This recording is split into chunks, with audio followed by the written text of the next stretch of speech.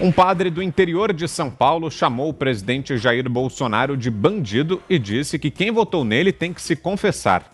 Um vídeo de Edson Adélio Talhaferro, da Igreja Matriz Nossa Senhora das Dores, na cidade de Arthur Nogueira, circulou nas redes sociais neste domingo. Vamos acompanhar. Às vezes as pessoas dizem também: padre, cuidado com o que o senhor fala na homilia, porque tem gente que não gosta. Ué, o que a gente tem que falar na homilia?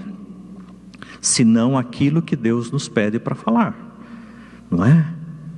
Se a gente tá vendo, por exemplo, que o governo não presta, o padre não pode falar que o governo não presta porque o povo não quer ouvir isso. Quem somos nós diante do projeto de Deus? Que tipo de profecia nós temos que fazer hoje? Um país que já chegou a 60 mil mortos pela pandemia e não temos um ministro da saúde. Vocês querem que eu fale que o quê? Aquilo que todos falam: ele não trabalha porque não deixam ele trabalhar. Não, é porque ele não presta. Bolsonaro não vale nada. E quem votou nele devia se confessar, pedir perdão a Deus pelo pecado que cometeu, porque elegeu um bandido para pôr de presidente. É isso que aconteceu. O padre afirma que a gravação foi retirada de uma homilia realizada na última quinta-feira. Ao comentar o vídeo, declarou estar arrependido de ter chamado o presidente de bandido por não ter provas disso. E aí, Fios, o que dizer dessa declaração do padre? O Nelson Rodrigues, Vitor, chamava esse tipo, né, de padre de passeata, né? O que eu acho triste nessa cena é usar um espaço ali, que é um espaço religioso, né? Um templo, uma igreja, em que, né, as pessoas, os fiéis, estão ali, eu acho que com outro propósito, né? Querendo outro tipo de conexão. Ele pode falar o que ele quiser, mas ele aproveitou ali aquela condição para fazer um comício, né? E ele faz, eu acho que o que é mais insidioso, né, mais dissimulado, e ele já diz que se arrependeu. Ele tem realmente que fazer uma boa reflexão, talvez, esse padre, porque ele começa dizendo, criando uma atmosfera de que ele não teria liberdade para dizer o que quisesse ali. Ou seja, ele está de uma forma desonesta, afirmando que o Brasil vive um momento, por parte do governo, que era o que ele queria criticar, de perseguição, né, de perseguição às liberdades individuais e liberdade de expressão. E é falso isso, né? Na verdade, nós estamos falando aqui que, tragicamente, quem está protagonizando isso nesse momento é o Supremo Tribunal Federal, com inquéritos aberrativos, e o Congresso Nacional com uma lei que é um monstro de mordaça, né?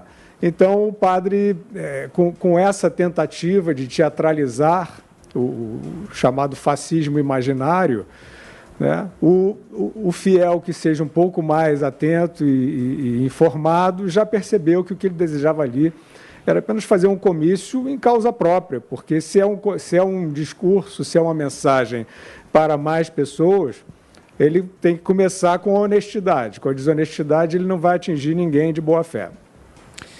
E você, Zé Maria, o que achou dessa pregação, se é que assim pode ser chamada, Zé?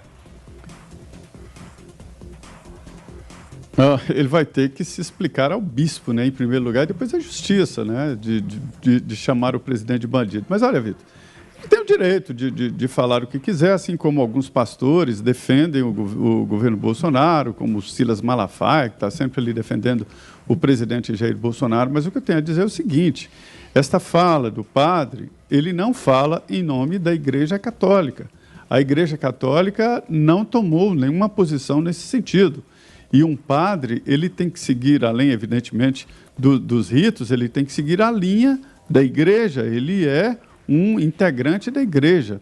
Não se pode fazer esse tipo de discurso. E o pedido de desculpas dele soa falso, porque dá a impressão de que ele falaria isso em determinado lugar e pronto, ficaria ali e acabou. Só que, como a gente falou muito sobre isso hoje aqui no programa, nós estamos vivendo num mundo novo de comunicação, um momento novo. E na medida em que a mensagem se torna muito mais importante do que o meio, né, essa mensagem extrapola a fala dele dentro de uma igreja ou dentro de qualquer momento ali na igreja e ganha o mundo, ganha o país inteiro. Então, é isso que tem que ser levado em consideração. Ele não sabia que iria tomar essa proporção e usou o espaço da igreja. Isso é tão sério que está na lei a proibição de se usar espaço público e principalmente igrejas para qualquer procedimento político. Isso aí é um discurso político. Não é pedindo votos para alguém, mas você está assassinando reputações e no espaço público e usando a sua condição de padre. Ele não estava ali em nenhum outro sentido que não seja padre. E a legislação eleitoral teve o cuidado de colocar essa proibição, esse veto expresso para não usar o púlpito como palanque eleitoral, né? O objetivo disso foi exatamente os evangélicos que elegem deputados e tal, mas é uma lei que vale para todos. Então, ele errou, né? E errou triplamente. Primeiro, porque errou no conteúdo. Segundo, porque errou ao pensar que essa fala dele ficaria só. Hoje não existe mais isso. E, em terceiro, ele errou porque foi contra a igreja que ele faz parte. A Igreja Católica não tem esse pensamento e não se definiu assim.